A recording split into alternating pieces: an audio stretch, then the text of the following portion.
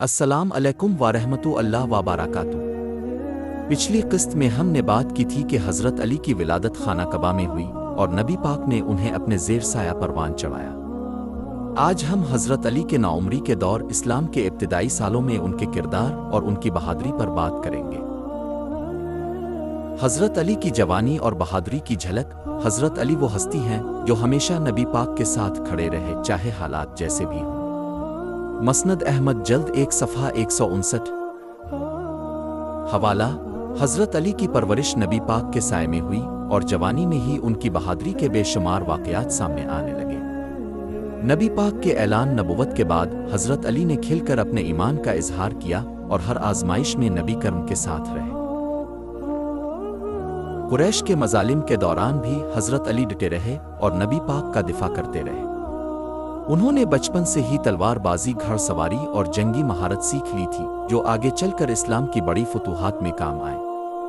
وہ ہمیشہ نبی پاک کے قریب رہے اور ان کی ایک ایک بات کو دل سے اپناتے گئے۔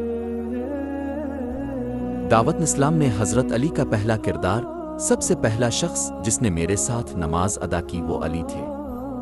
ابن ماجہ حدیث 117۔ حوالہ: نبی پاک نے جب پہلی بار اپنے خاندان کو دعوت اسلام دی تو حضرت علی ہی وہ پہلے شخص تھے جنہوں نے کھل کر ساتھ دیا۔ لیلۃ الانبیت، ہجرت کی رات حضرت علی کی قربانی۔ جب کفار نے نبی پاک کو قتل کرنے کا منصوبہ بنایا تو حضرت علی ان کی جگہ لیٹ گئے۔ سیرت ابن ہشام جلد 2۔ حوالہ: یہ اسلام کی تاریخ کا وہ یادگار لمحہ تھا جب نبی پاک نے مکہ سے مدینہ ہجرت کا فیصلہ کیا۔ کفار قریش نے نبی پاک کو قتل کرنے کی سازش رچائی اور کئی نوجوان تلواریں لے کر نبی پاک کے گھر کا محاصرہ کر چکے تھے۔ نبی پاک نے حضرت علی سے فرمایا، اے علی، تم میری جگہ اس بستر پر سو جاؤ تاکہ دشمن سمجھے کہ میں ابھی یہاں ہوں۔ حضرت علی نے بغیر کسی ہچکچاہٹ کے نبی پاک کی جگہ لی، جبکہ باہر دشمن قتل کے ارادے سے کھڑے تھے۔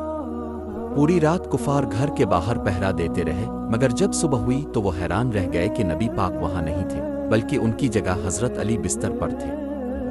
یہ تھا حضرت علی کا نبی پاک سے بے لوث محبت کا ثبوت کہ انہوں نے اپنی جان کی پرواہ کیے بغیر اسلام کا ساتھ دیا۔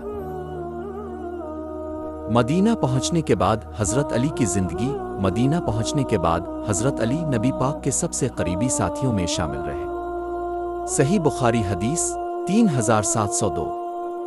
حوالہ: مدینہ میں حضرت علی کی زندگی کا نیا باب شروع ہوا، جہاں انہوں نے نبی پاک کے شانہ بشانہ اسلام کے دفاع میں کئی جنگوں میں حصہ لیا۔ نبی پاک نے حضرت علی اور حضرت فاطمہ کی شادی کروائی اور یوں حضرت علی نبی پاک کے داماد بھی بن گئے۔ وہ اسلام کے سب سے بہادر اور حکمت والے جرنیلوں میں شمار ہونے لگے۔ بدر، احد، خیبر اور خندق کی جنگوں میں حضرت علی نے اسلام کی شجاعت اور قربانی کی اعلیٰ مثالیں قائم کیں۔